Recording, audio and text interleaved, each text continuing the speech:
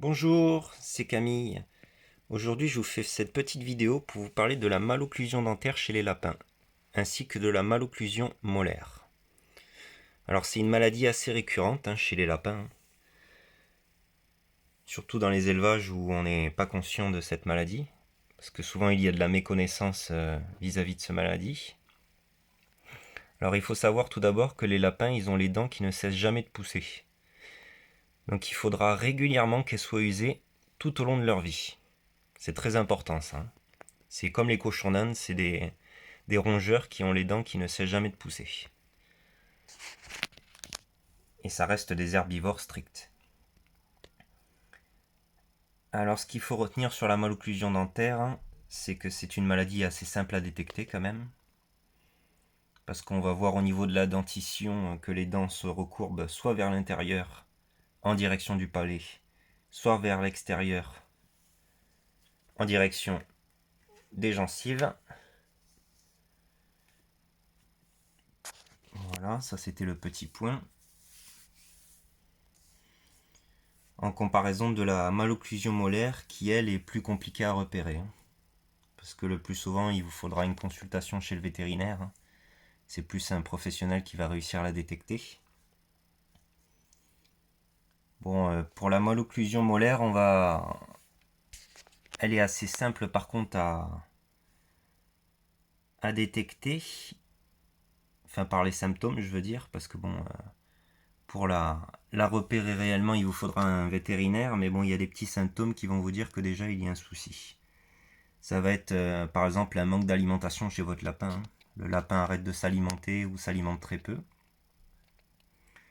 Justement parce qu'il a de grosses douleurs au niveau des molaires à cause des lésions de celles-ci.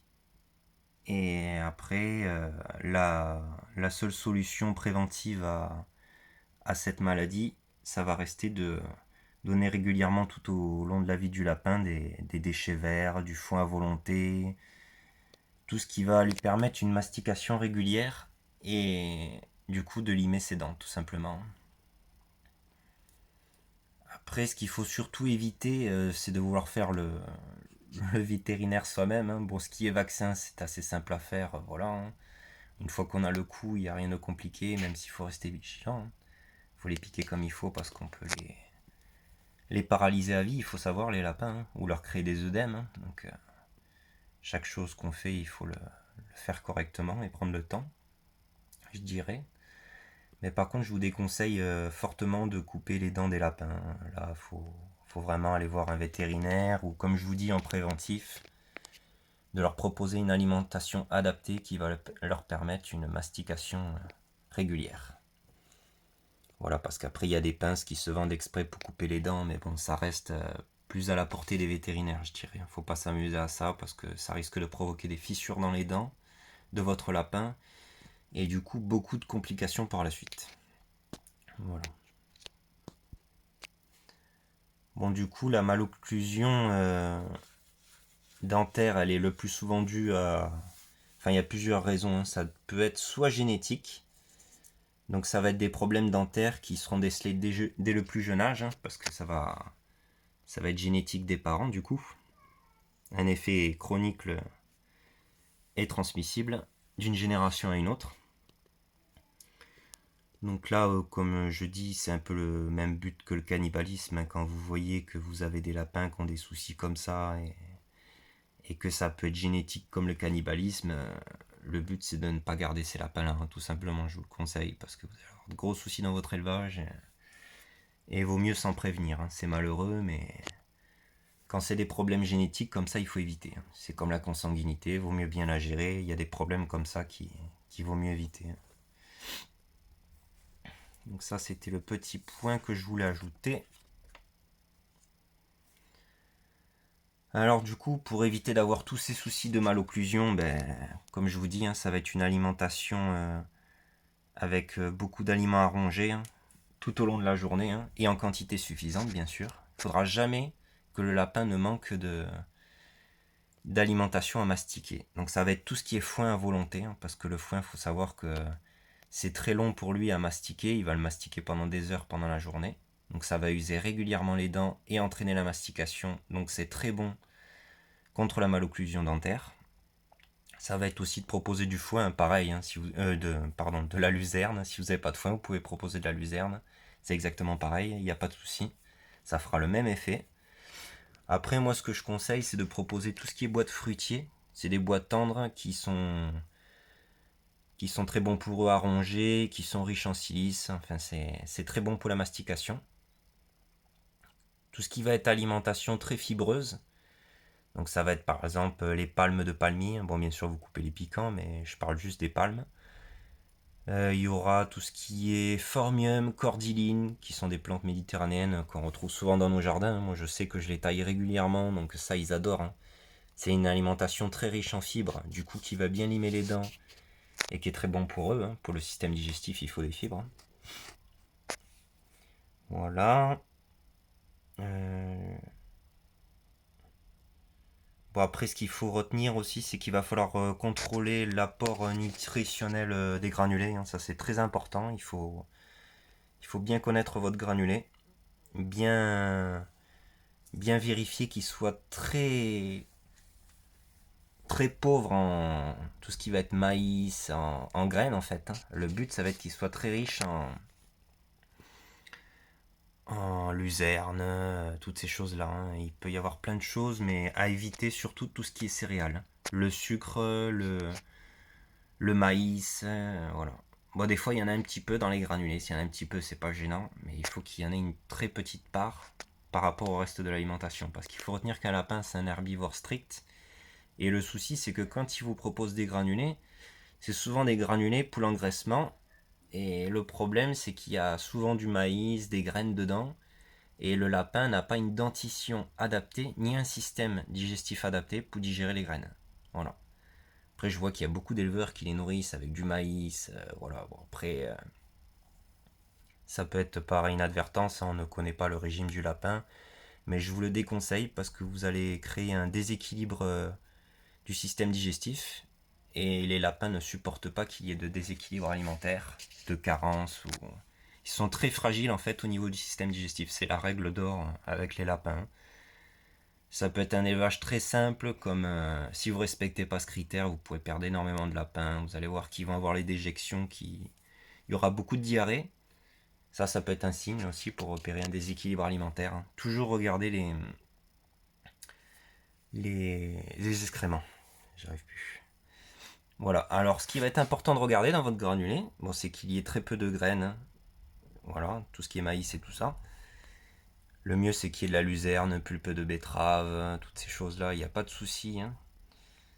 Et il faut surtout regarder le rapport phosphore sur calcium, qui est très important pour les lapins, et qui soit très riche en vitamine D.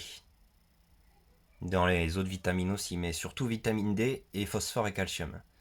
Que ce soit du lapin à l'adulte. Parce que c'est des aliments qui vont éviter des grosses carences alimentaires chez le lapin, et qui vont éviter justement qu'il y ait ces maladies dentaires, de malocclusion molaire ou dentaire, quoi. C'est très important. Bien choisir son granulé. Voilà, bon, je ferai une petite vidéo sur la composition de mon granulé. J'ai pas trop eu le temps encore de m'y pencher. Mais bon, moi je sais que je l'ai nourri avec un granulé sans OGM. Voilà, il y a... Enfin, j'en utilise deux parce que bon, des fois, c'est vrai que je pouvais pas aller chercher l'autre. Parce que bon, c'est vrai que vers chez moi, il y a des travaux. Donc il y a un côté où c'était plus compliqué pour moi d'accéder. Donc j'allais au plus simple. Mais bon, l'autre granulé, il est quasiment pareil, hein, c'est... Mais après, ouais, je l'ai nourri avec du granulé sans OGM et je regarde vraiment la composition. Mais je ferai une petite vidéo sur la composition des deux types de granulés que j'utilise. Voilà, pour bien qu'on voit les avantages et les inconvénients. Et pour que vos lapins n'aient surtout pas de soucis de digestion, quoi. Voilà. C'est très important. Il y a quelques critères à respecter. Alors, voilà. Bon, après, les principaux symptômes qu'on va déceler, hein, chez les lapins qui ont ces soucis de malocclusion dentaire, ça va être tout simplement ben, des problèmes digestifs, hein. Voilà. Le plus souvent, de toute façon, quand il y a un problème digestif chez un lapin, vous allez le voir au niveau des excréments, comme je vous dis, hein, il y aura beaucoup de diarrhée. Donc là, si vous voyez que votre lapin fait régulièrement des diarrhées, franchement, c'est pas normal, hein. C'est qu'il y a un gros déséquilibre alimentaire, hein, et qu'il y a un souci. Soit ça va être une malocclusion dentaire, ou sinon c'est un problème digestif. Mais ce sera un problème à régler au plus vite, hein, parce que bon, votre lapin peut très vite en dépérir. Donc ça va être soit un problème digestif, un manque d'alimentation. Là, le lapin va trier, ne va pas manger tous les aliments qu'il mangeait d'habitude. C'est pour ça que je conseille d'observer et de faire des relevés, hein, comme les relevés de poids. Parce que ça peut être dû aussi à une anorexie du lapin. Voilà. D'où l'importance de prendre des prises de poids. Bon, si vous voyez que ça varie entre 80 et 100 grammes, hein, c'est pas alarmant, mais si votre lapin commence à perdre entre 300 et 600 grammes rapidement, faudra se faire du souci quand même. Là, on parlera vraiment d'anorexie. Voilà, bon, on aura tout ce qui est diarrhée du coup que j'ai dit, les écoulements aux yeux aussi, hein. Quand il y a malocclusion dentaire, il y aura des écoulements au niveau des yeux. Mais bon, de toute façon, au niveau tout ce qui est né des yeux du lapin, c'est aussi à contrôler, hein. S'il y a des écoulements, c'est que c'est pas normal, hein.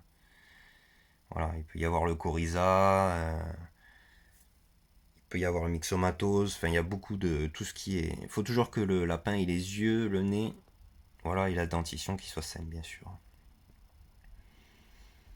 Voilà, du coup on parle d'hypersalivation, quand le lapin va baver régulièrement aussi par la bouche, qui est une cause aussi. Voilà. Et après, ce que je conseille, bah, du coup, les solutions préventives, hein, ça reste du préventif, hein, ce que je vous dis. C'est de toujours mettre du bois à disposition, du foin à volonté, foin ou luzerne, hein, comme vous préférez, hein, soit l'un soit l'autre, hein.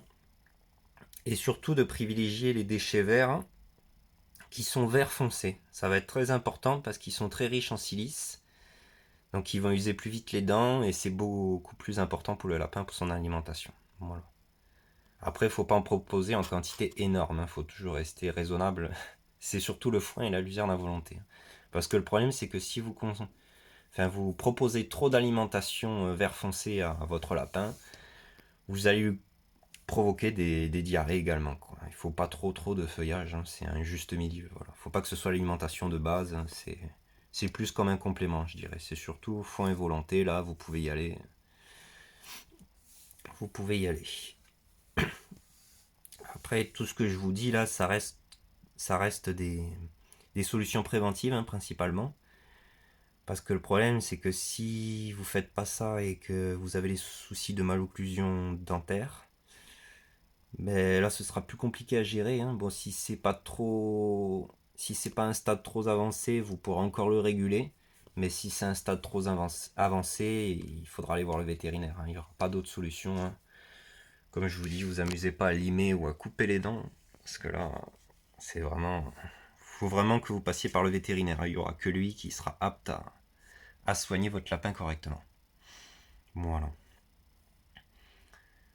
Ben, j'espère que cette vidéo vous aura plu, hein, et si vous avez des questions, n'hésitez pas, voilà, à vous abonner si vous n'êtes pas encore abonné, à mettre un j'aime si cette vidéo vous a appris des choses,